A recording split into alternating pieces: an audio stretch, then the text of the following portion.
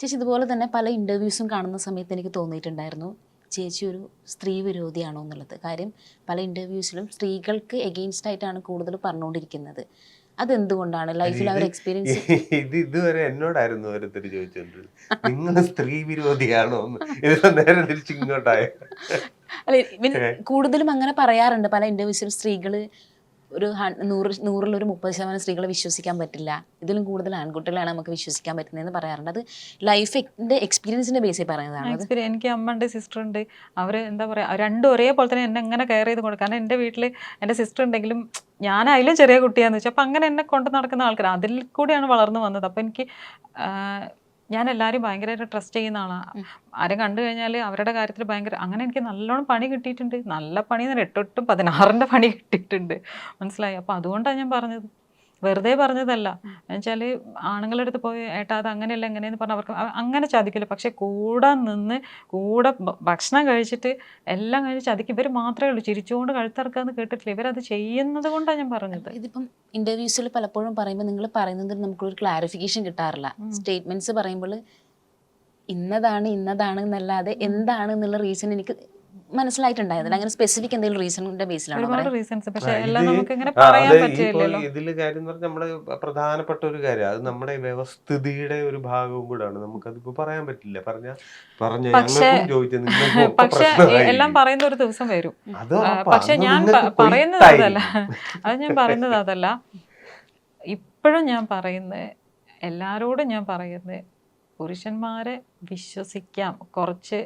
അതായത് സ്ത്രീകള് അത്ര ഡേഞ്ചറസ് അല്ല ആണുങ്ങളെന്ന് ഞാൻ പറയുന്നു. മോശമായിട്ടുള്ള ആൾക്കാരുണ്ട്, മോശമായിട്ട് ഓരോ സിറ്റുവേഷനിൽ എൻ്റെ അടുത്ത് വരെ മോശമായിട്ട് പെരുമാറിയിട്ട്, പക്ഷെ നമുക്കറിയാം അത് എവിടെ നിർത്തണം എന്നുള്ളത് നമുക്ക് അറിയുന്നത് കൊണ്ട് പ്രശ്നം. അങ്ങനെയുള്ള കോഴികളുണ്ട്, അതല്ല അങ്ങനെയല്ല പറയാം. എല്ലാ ആണുങ്ങളും നല്ലത് എന്നല്ല പറയുന്നത്, പക്ഷേ സ്ത്രീകൾ അത്രയും ഡേഞ്ചറസ് അല്ല എന്നാ എനിക്ക് എൻ്റെ അനുഭവം വെച്ചിട്ട് പറയാം. മേ ബി എനിക്കതിന് ചിലപ്പോൾ ഓപ്പോസ് ചെയ്ത് പറയണമെന്ന് തോന്നുന്നു. എനിക്ക് പെണ്ണാണ്, പക്ഷെ എൻ്റെ അനുഭവം ഞാൻ ചേച്ചിന്റെ അനുഭവത്തിൽ പെൺകുട്ടികൾ അങ്ങനെ ഒരു എക്സ്പീരിയൻസ് ഉള്ളത് കൊണ്ട് അങ്ങനെയാണെന്ന് തോന്നുന്നു. പക്ഷെ എൻ്റെ എക്സ്പീരിയൻസിൽ എനിക്ക് സെയിം. ഞാൻ ഒറ്റ കാര്യം ചോദിക്കട്ടെ, നമ്മൾ ഈ അമ്മമാര് നമ്മൾ പറയല്ലോ, മാതൃത്വം എന്നൊക്കെ നമ്മൾ പറയല്ലോ, എത്ര ആണുങ്ങളുണ്ട് മക്കളെ ഭിത്തി കയറിന് കൊന്നിട്ട് കാമുകിയുടെ കൂടെ പോകുന്ന എത്ര ആണുങ്ങളുണ്ട്. പക്ഷെ സ്ത്രീകൾ അത് ചെയ്യുന്ന എത്ര എണ്ണാണ്. ഇപ്പൊ ഞാൻ പറയട്ടെ, കഴിഞ്ഞ ദിവസം ഒരു ന്യൂസ് വന്ന് 6 മാസമുള്ള കുട്ടീനെ കൊന്നു. എന്തിനാ? ലെസ്ബിയൻ ആയിട്ടുള്ള ഫ്രണ്ടിന്റെ കൂടെ പോകാൻ വേണ്ടിയിട്ട്. ഇവർക്ക് പോണെങ്കിൽ പോയാൽ പോരെ. ഭിത്തിക്കെറിഞ്ഞ് കൊല്ലുന്നതിന്റെ ഒരു സൈഡിൽ പെൺകുട്ടികളെ ക്രൂരമായി പീഡിപ്പിക്കുന്നത് നമ്മൾ ഉണ്ട്. അതാ ഞാൻ പറഞ്ഞേ, ആണുങ്ങളെല്ലാരും നല്ലതെന്നല്ല. ഇപ്പൊ ഗോവിന്ദചാമി നല്ലതെന്നല്ല, അവനെ കിട്ടിയ കഴുത്തറുത്ത് കൊല്ലാനുള്ള ദേഷ്യം എനിക്കുണ്ട്. അങ്ങനെയുള്ള ആണുങ്ങളുണ്ട്, അതല്ല എന്നല്ല പറയുന്നത്. പക്ഷേ കൂടുതലും സ്ത്രീകൾ, ആണുങ്ങൾ കുറവാണ്. ഇപ്പം 100 എണ്ണം എടുത്താൽ ഒരു 10 എണ്ണം മോശം ഉണ്ടാവുള്ളൂ. ഏതെങ്കിലും സിറ്റുവേഷൻ ചിലപ്പം അങ്ങനെ ഉണ്ടായിട്ടുണ്ടാവും. പക്ഷെ അതല്ല, ഞാൻ എൻ്റെ ഒരു അനുഭവം വെച്ചിട്ട് വിശ്വസിച്ച കൂടെ നിന്ന് ചതിക്കുന്നത് അവർ മാത്രം. മറ്റവർ ചിലപ്പോൾ കാണിക്കായിരിക്കും, ഇത് കാണിക്കുക പോലും ഇല്ല. കാണിക്കാതെ നിങ്ങൾ എൻ്റെ കൂടെ നിൽക്കുക, നിങ്ങൾ എൻ്റെ ബെസ്റ്റ് ഫ്രണ്ടായിട്ട് നിൽക്കുക, ഞാൻ നിങ്ങളെ എല്ലാ കാര്യത്തിലും വിശ്വസിക്കുക. അങ്ങനെ ചതിക്കുന്നത് ആണുങ്ങളെക്കാൾ കൂടുതൽ പെണ്ണുങ്ങളാണെന്നാണ് ഞാൻ പറഞ്ഞത്. മനസ്സിലായോ? ഓക്കെ. എൻ്റെ അതുപോലെ ചേട്ടൻ്റെ ഒരു ഭയങ്കര സ്ട്രഗിളിങ് ആയിട്ടുള്ളൊരു ജേണി ആയിരുന്നു നമ്മൾ കുറേ കാലമായിട്ട് കണ്ടുകൊണ്ടിരുന്നത്. അപ്പോൾ ചേട്ടൻ്റെ ഒരു 6.5 മാസക്കാലത്തെ ചേട്ടൻ്റെ ഒരു ലൈഫിനെ കുറിച്ച് ചേട്ടൻ പറഞ്ഞിട്ടുണ്ടായിരുന്നു. ഭയങ്കര സ്ട്രഗിളിങ് ആയിരുന്നു. പല പോയിന്റിലും എനിക്ക് സൂയിസൈഡ് ചെയ്യാൻ തോന്നിയിട്ടുണ്ടായിരുന്നു. 8 മാസം 6 ആയിരുന്നില്ല, 8 മാസം. പക്ഷെ കൂടുതലും 6 എന്നുള്ള രീതിയിലാണ് നമ്മൾ കേട്ടുകൊണ്ടിരുന്നത്. ആ ഒരു 8 മാസത്തെ ആ ഒരു ജേണി എങ്ങനെയായിരുന്നു ഓവർകം ചെയ്തത്? അതിനെ പറ്റിയൊക്കെ ഒന്നും പറയാതിരിക്കുക. അതിനെപ്പറ്റി പറയുമ്പോൾ നമ്മൾ അതിന്റെ ഒരു കഥ സിനിമ കാണുമ്പോഴത്തേക്ക് ഇന്റർവെല് തൊട്ട് കണ്ടിട്ട് കാര്യമില്ല, തുടക്കം തൊട്ട് പറയണം, എങ്കിലേ മനസ്സിലാവുള്ളൂ. എങ്കിലും ജീവിതത്തിൽ ഒരിക്കലും ഒരു നമുക്ക് ഉൾക്കൊള്ളാൻ പറ്റാത്ത, അല്ലെങ്കിൽ ഒരു നമ്മൾ നോർമലായ സൈക്കോ അല്ലാത്ത ഒരു മനുഷ്യന് ചിന്തിക്കാൻ പോലും പറ്റാത്ത ഒരു കാര്യം, അതിൻ്റെ പേരിൽ ഒരു സുപ്രഭാതത്തിൽ ഞങ്ങൾ ഒന്നിച്ച്, ഞാനിവിടെ പിന്നെ ഗൾഫ് ഷോയ്ക്ക് പോയി കഴിഞ്ഞാലും അവിടെ ചെന്ന് കഴിഞ്ഞാൽ വിളിക്കും, എന്നിട്ടാണ് പോകുക. അപ്പം കൂട്ടുകാരന്മാർ പറയും അവിടെ ചെന്ന് കഴിഞ്ഞാൽ ഇവന് കാശ് വേണ്ട, സിമ്മ് മതി എന്ന് പറയും. അങ്ങനെ ഞങ്ങൾ കോണ്ടാക്ട് ചെയ്തുകൊണ്ടിരുന്ന ഞങ്ങൾ ഒരു ഒറ്റ നൈറ്റിലൊരു സമയത്ത് സ്പ്ലിറ്റായി പോവുക, വേറെ വഴിക്ക് പോവുക. പിന്നെ 8 മാസം കഴിഞ്ഞാണ് കാണുന്നത്.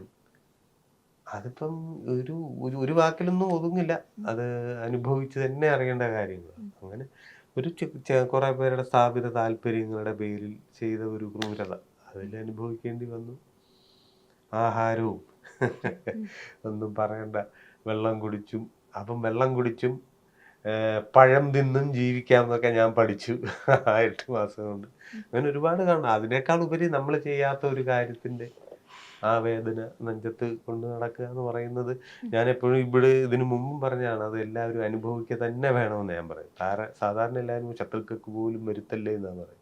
ഞാൻ പറയുന്നത് അത് അനുഭവിക്കുക തന്നെ ചെയ്യണം. എന്തുകൊണ്ടാണെന്നറിയാമോ?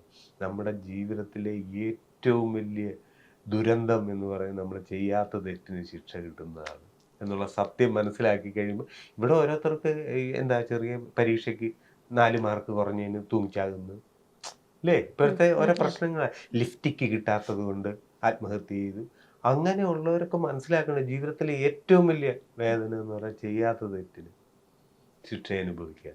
അതുകൊണ്ട് അത് അനുഭവിച്ച് തന്നെ അറിയണം. അപ്പോൾ ഏറ്റവും വലിയ വേദന എന്തെന്നറിയും, അതോടൊപ്പം അതുവരെ ഉണ്ടായിരുന്ന സന്തോഷത്തിന്റെ വിലയെ അറിയും. അതുവരെ ആ സംഭവം ദൈവമേ എന്ത് നല്ല ലൈഫായിരുന്നു എന്ന് എനിക്ക് അപ്പോഴാണ് തോന്നിയത്.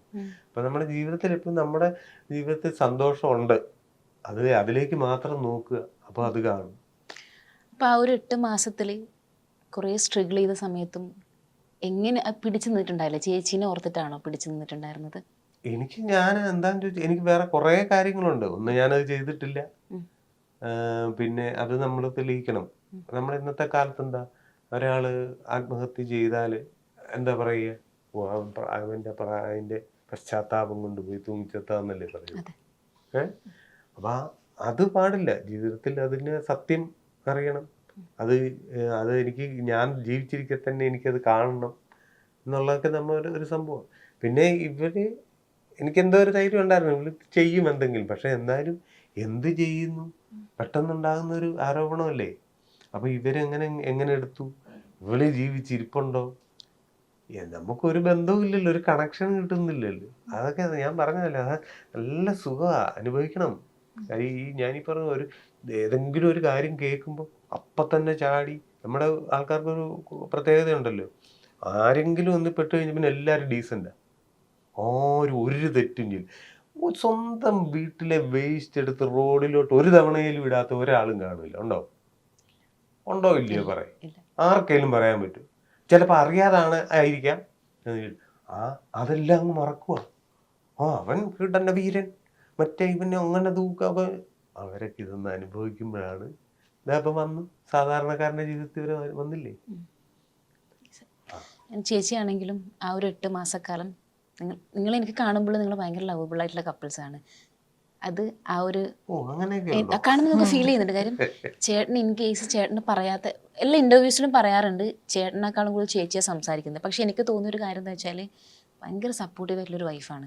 ചേട്ടന് സംസാരിക്കാൻ പറ്റാത്തൊരു സാഹചര്യത്തിൽ ചേച്ചി കയറി സംസാരിച്ച് അത് മെയിൻറ്റെയിൻ ചെയ്ത് കൊണ്ടുപോകുന്നതിൽ എനിക്ക് ഫീൽ ചെയ്തിട്ടുണ്ടായിരുന്നു. സോ ആ ഒരു 8 മാസത്തെ കാലത്തിൽ ചേട്ടനെ പിരിഞ്ഞിരിക്കുമ്പോൾ ഉണ്ടായിരുന്നു അവർ എങ്ങനെയായിരുന്നു ആ ഒരു സ്റ്റേജൊക്കെ ഓവർകം ചെയ്തത്? അയാളെ തെറ്റ് ചെയ്തിട്ടില്ല എന്ന് 101% എനിക്ക് അറിയാവുന്നത് കൊണ്ട് ഞാനാണല്ലോ കൂടെ ഉണ്ടായിരുന്നത്. അപ്പം ഞാൻ പറയട്ടെ, 24 മണിക്കൂർ ഞാൻ നിങ്ങളുടെ കൂടെ ഉണ്ടെങ്കിൽ എനിക്കറിയില്ല നിങ്ങൾ എന്തൊക്കെ ചെയ്യുന്നു എന്തൊക്കെ ചെയ്യുന്നില്ല എന്നുള്ളത്. എനിക്ക് മാത്രമേ അത് അറിയാവുള്ളൂ. അപ്പോൾ ഒരാളോട് ചെയ്യുന്നതിനൊരു പരിധിയില്ല. എന്ത് ശത്രുതേൻ്റെ പേരിലാണെങ്കിലും ഒരാളെ അടുത്ത് ഇങ്ങനെയൊക്കെ ചെയ്യാന്ന് പറഞ്ഞു കഴിഞ്ഞാൽ അത് അവർക്ക് അതിൻ്റെ കർമ്മഫലം അനുഭവിക്കാനുണ്ടാവുമായിരിക്കും, അല്ലാതെ ഇപ്പം എന്ത് പറയാനാ.